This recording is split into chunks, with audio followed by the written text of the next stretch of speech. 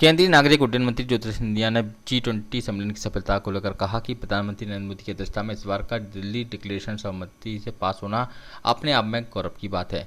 विश्व के अधिकांश नेताओं ने जलवायु परिवर्तन हो अथवा मिलेनियम डेवलपमेंट गोल्स हो, हर विषय पर सर्वसम्मति से अपनी सहमति दी है। उन्होंने कहा कि अफ्रीकन यूनियन भी इस बार G20 नए सदस्य के रूप में शामिल हुआ है। उन्होंने कहा कि पिछले 3-4 दिनों की विभिन्न नेताओं के साथ हुई बैठक में दिल्ली डिक्लेरेशन पर सहमति मिलने कीर्तिमान है। इस दिल्ली डिक्लेरेशन को सभी देशों ने स्वीकार किया है। उन्होंने इसे अभूतपूर्व सफलता बताते हुए कहा कि कांग्रेस कुछ भी आरोप लगाए, लेकिन वह अपनी आदतों में बदलाव करना नहीं चाहती। अब यह देश को आज़ाद करने वाली कांग्रेस पार्टी नहीं रही। देश को जनता भलीभांति कांग्रेस की नीयत और नीति को समझ चुकी है। विश्व में भारत के गौरव के समय को कलंकित करने का काम कांग्रेस कर रही है। उन्होंने कहा कि कांग्रेस के प्रदेश अध्यक्ष कमलनाथ के बयान पर प्रतिक्रिया देते हुए कहा कि कांग्रेस को देश की जनता कई बार जवाब दे चुकी है, लेकिन वह कुछ सीखना नहीं चाहती है।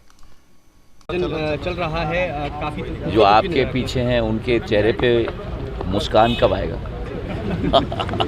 बड़े गंभीर लगते हैं जब आते हैं इंटरव्यू करने के लिए।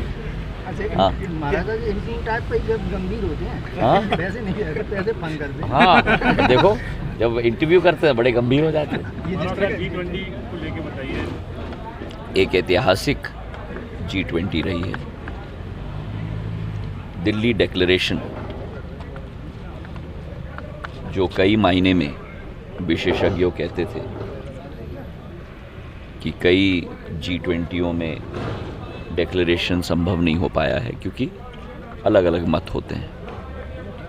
इस बार G20 में प्रधानमंत्री जी की अध्यक्षता में, भारत की अध्यक्षता में दिल्ली डिक्लेरेशन भी 20 देश और अफ्रीका यूनियन का जो प्रतिनिधित्व को इस बार G20 में प्रवेश करवा दिया है। सभी ने मिलकर दिल्ली डिक्लेरेशन पर अपनी अमीट छाप छोड़ी है। विश्व के सामने जितने भी चुनौतियां हैं, चाहे वो जलवायु परिवर्तन हो, चाहे वो मिलेनियम डेवलपमेंट गोल्स हो, चाहे वो युद्ध की स्थिति हो, हर चीज़ पर इन 20 और अफ्रीका यूनियन सभी देशों ने सर्वसम्मति के साथ दिल्ली डिक्लेरेशन पारित की। ये एक अभूतपूर्व सफलता भारत की अध्यक्षता में संभव हो पाई है। पिछले 3-4 दिनों से हमारे सभी देशों के शेरपा एक साथ मिलकर विचार विमर्श, चर्चा, एक ऐसे मसौदे को तैयार करने में व्यस्त थे जो सर्वसम्मति से पारित हो। और आज ये एक इतिहास भारत में बन चुकी है कि दिल्ली डिक्लेरेशन अब G20 के पूर्ण इतिहास में सम्मिलित हो चुकी है। इसके लिए हम प्रधानमंत्री जी को बहुत बहुत धन्यवाद और शुभकामनाएं देना चाहते हैं। और उनकी अध्यक्षता में, भारत की अध्यक्षता में ये संभव हो पाया, ये बहुत बड़ी कीर्तिमान है भारत के लिए।